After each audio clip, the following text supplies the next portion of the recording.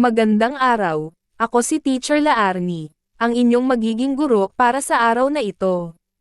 Ang pag-aaralan natin para sa araw na ito ay tungkol sa mga ahensya at organisasyong tumutulong sa paghahalaman at mga serbisyong kanilang ibinibigay at mga taong kilala sa larangan ng paghahalaman.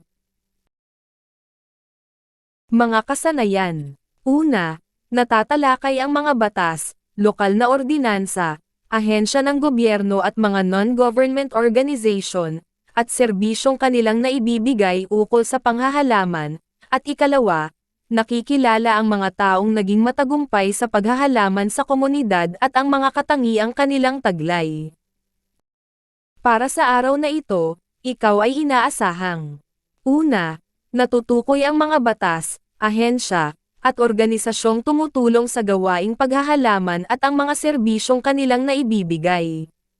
Ikalawa, naipapaliwanag ang kahalagahan ng mga batas o organisasyon sa paghahalaman, at panghuli, naipapaliwang at natutukoy ang kahalagahan ng mga katangiang maaring taglayin upang maging matagumpay sa paghahalaman.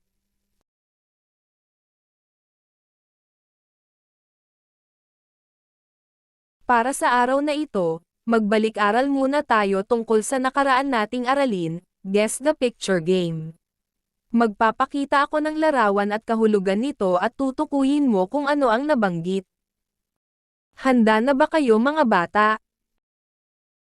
Ano ang tawag sa teknik ng pagtatanim na tinatawag ding multiple cropping? Layunin nito ang makapag-impok ng mas maraming ani sa loob lamang ng isang kapirasong lupa sa paraan ng pagtatanim ng isa o mas marami pang uri ng pananim. I-type ang inyong sagot sa comment box.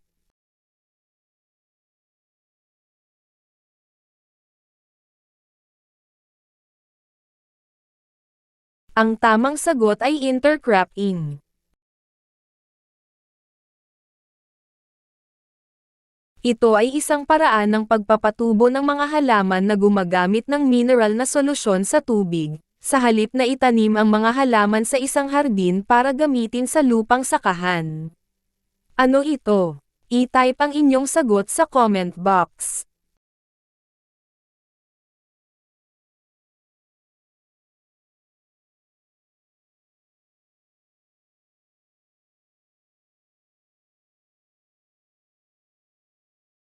Ang tamang kasagutan ay hydroponic farming o hydroponics. Nasagutan mo ba ng tama mga bata? Magaling! Dumako na tayo sa round 2. Ito ay isang paraan na pinagsasama ang mga katangian ng tradisyonal na paraan ng pagsasaka ng isda na ginamit sa aquaculture kasama ang hydroponic na pagsasaka. Ano ito? I-type ang inyong sagot sa comment box.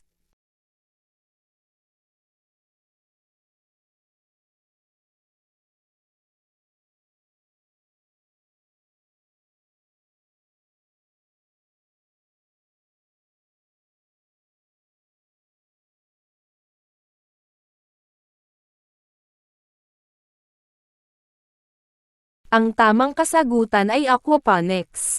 Nasagutan mo ba ng tama mga bata? Mahusay.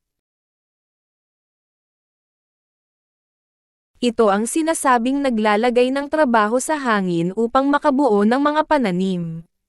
Anong uri ng organikong pamamaraan ng pagtatanim ito? I-type ang inyong sagot sa comment box.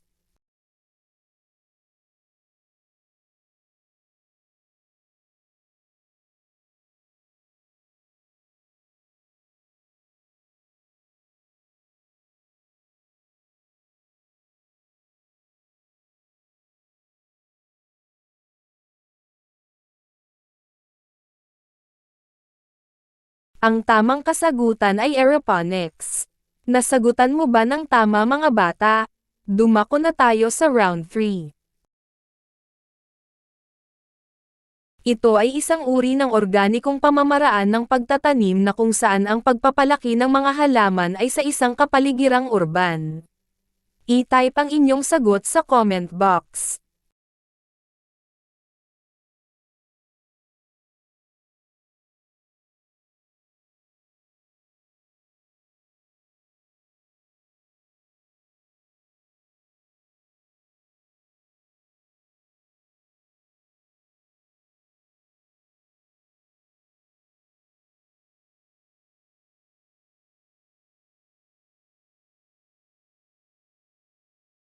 Ang tamang kasagutan ay urban gardening. Nasagutan mo ba ng tama mga bata ang 5 katanungan? I-type ang inyong nakuhang score sa comment box. Tignan ang nasa larawan, ano-ano ang ipinapakita dito.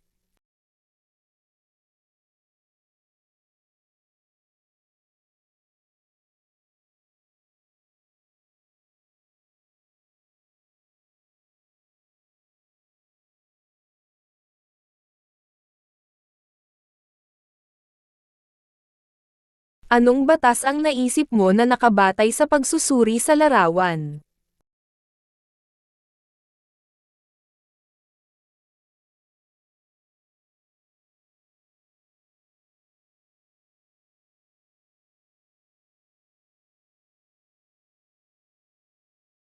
Ano-anong serbisyo ang maaaring ibigay ng inyong naisip na batas?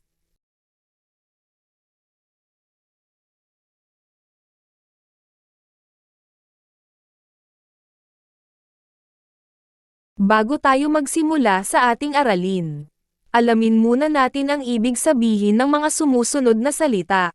Ang ahensya ay isang organisasyon, kumpanya, o samahan na itinatag para sa isang partikular na layunin o tungkulin.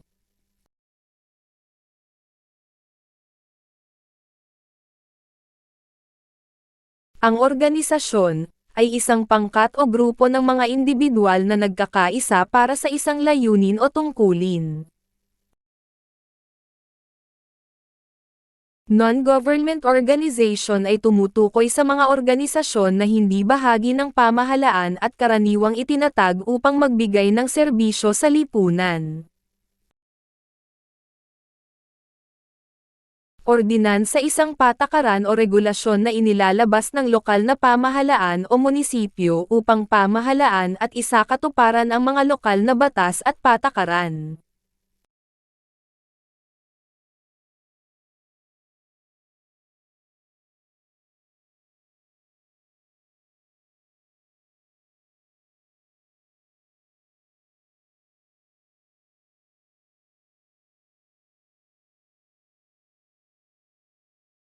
Isulat sa loob ng kahon ang mga batas, ahensya, at organisasyon na tumutulong sa agrikultura.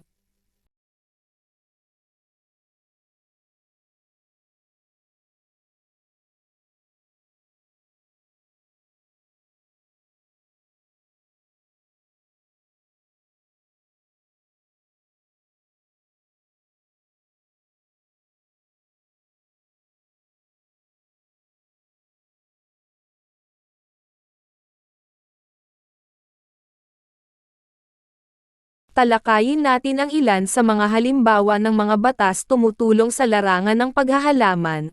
Una, Republic Act No. 10,068 o the Organic Agriculture Act of 2010.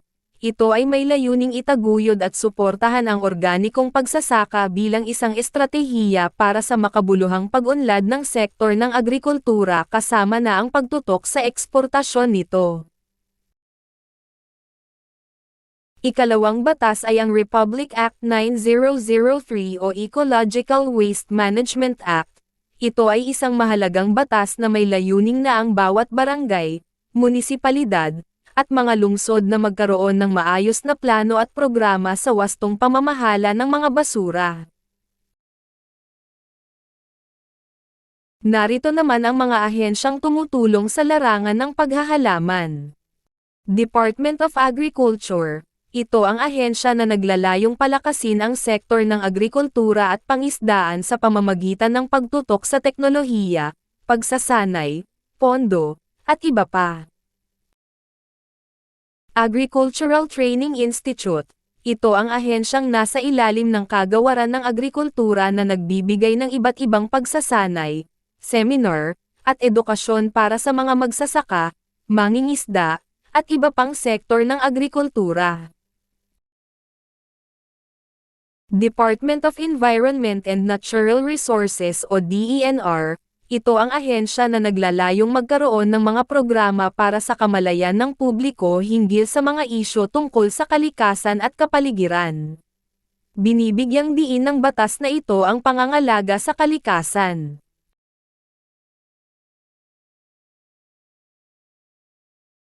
Food and Agriculture Organization. Ito ang nagtataguyod ng siguradong supply ng pagkain sa pamamagitan ng pagsasagawa ng mga programa na naglalayong mapabuti ang kalidad ng pagkain, pag-aani, at pagsasaka. Ang ibig sabihin ng Fiat Panes sa logo nila ay Let There Be Bread. Ang Department of Labor and Employment o DOLE ng Pilipinas ay pangunahing responsable sa mga patakaran at programa ukol sa paggawa, kaya hindi ito direktang ahensya para sa agrikultura. Gayunpaman, may mga kontribusyon ang DOLE sa sektor ng agrikultura sa pamamagitan ng iba't ibang programang may kinalaman sa paglikha ng trabaho at pagpapabuti ng kondisyon ng manggagawa, lalo na sa mga rural na lugar at mga magsasaka.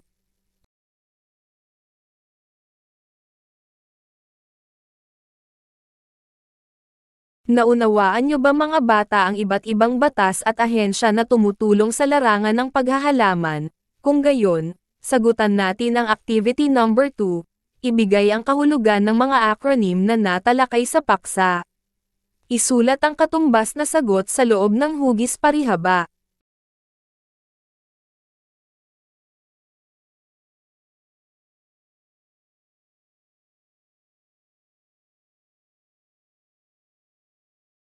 Ibigay ang simple at maikling paglalarawan ng tungkulin ng bawat ahensya o organisasyon.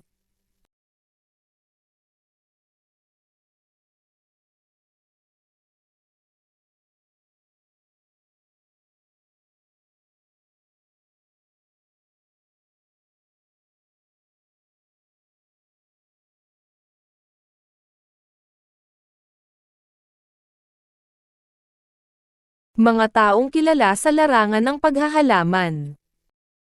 Si Edith Dakaycui ng RefMad Farms ang may-ari ng pinakamalaking bukid ng dragon fruit sa bansa sa Ilocos Norte. Ang kanyang bukid ay bunga ng kanyang paghahanap ng lunas sa sakit ng kanyang anak. Ang Dragon Lady, gaya ng tawag sa kanya, ay nakapagpalago ng kanyang negosyo sa pamamagitan ng pagbabago sa proseso at pagsasaliksik, at kilala ang kanyang bukid sa zero-waste farming practices nito. Sa paglawak ng kanyang negosyo, natanto ni Edith ang pangangailangan na magparehistro ng kanyang agri-business at hikayati ng iba pang mga lokal na magsasaka na sumali sa produksyon ng dragon fruit. Ang kanyang dragon fruit ay ipinamamahagi dito sa bansa at sa ibang bansa. Ang kanyang pangarap ay gawing malalaking producer ng dragon fruit ang Pilipinas. Saang larangan ng paghahalaman muli kilala si Edith?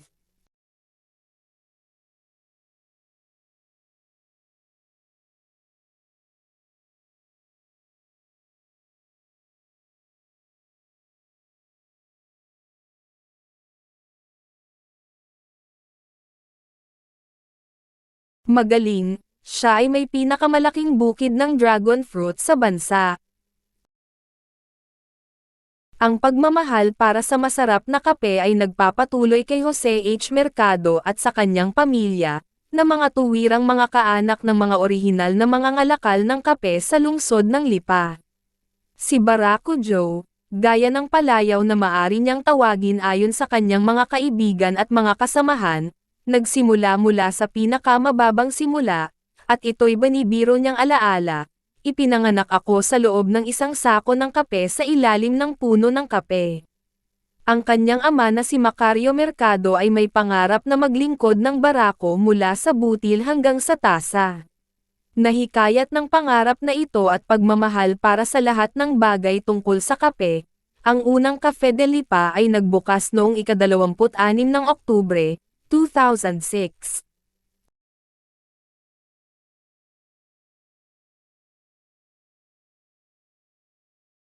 Saan muli kilala si Jose H. Mercado? I-comment sa ibaba.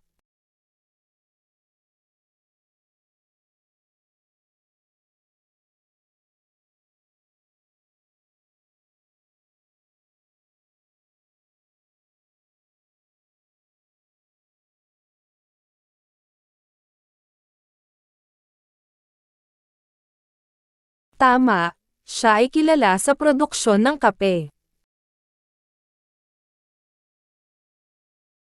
Mula sa kanyang mga paglalakbay sa Taiwan, na-inspire si Arsenio Barcelona sa teknolohiya at mga paraan ng pagsasaka na kanilang ginagamit. Ipinabalik niya ang impormasyong ito sa Maynila. Noong 1997, kinuha sila ng Nonyu Seeds Co., Limited, ang pinakamalaking at prestihiyosong breeder, producer, at distributor ng binhi sa Taiwan, upang maging eksklusibong importer at distributor ng kanilang mga produkto, na nagbunga ng pagkakabuo ng Harvest Agribusiness Corporation. Matapos ang kanilang tagumpay, nag-aalok sila ng buwanang pagsasanay upang hikayatin at magbigay inspirasyon sa mga Pilipino na subukan ang pagsasaka sa kanilang bakuran. I-comment sa ibaba kung saan kilala si Paris Uy.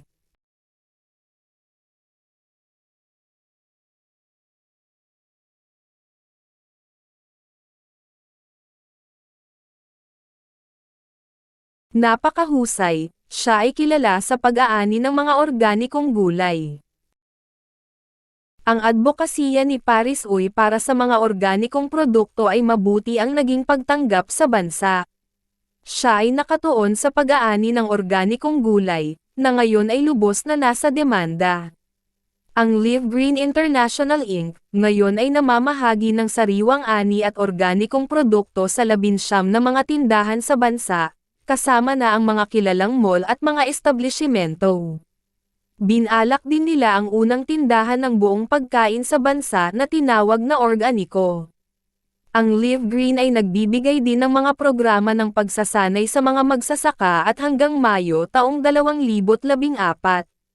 Sila ay nakapagtala ng kabuuang 160 mga nagtapos, kung saan 88 sa kanila ay ngayon ay mga sertipikado at opisyal na mga kontratadong magsasaka ng organikong produkto. I-comment sa ibaba kung saan kilala si Paris Uy.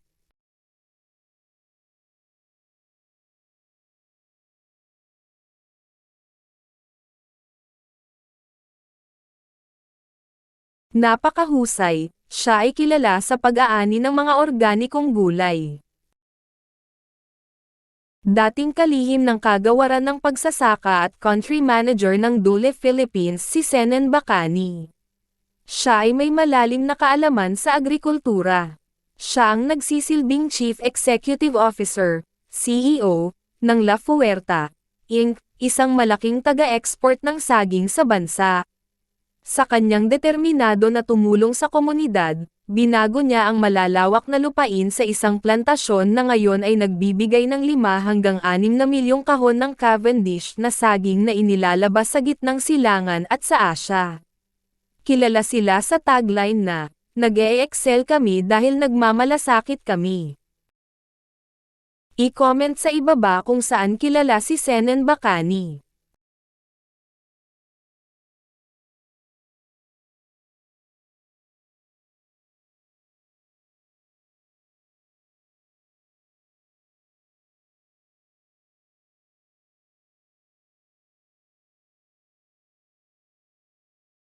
Mahusay, siya ay isang malaking taga-export ng saging sa bansa.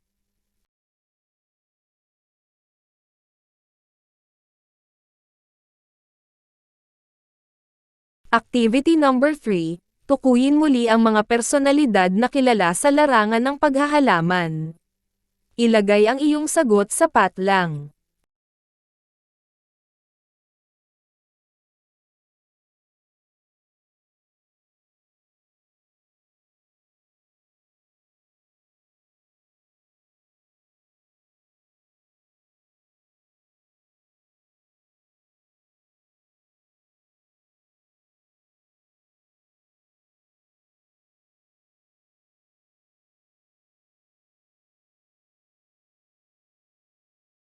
Sagutin ang mga sumusunod na tanong.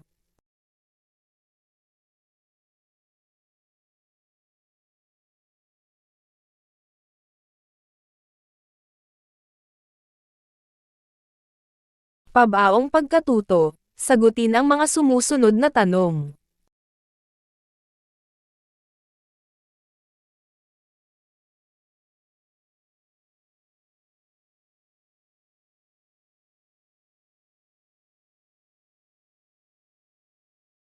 Sa iyong palagay, ano ang maitutulong ng mga kaalamang iyong natutuhan sa ginawang pag-aaral sa iyong buhay at sa komunidad na iyong kinabibilangan?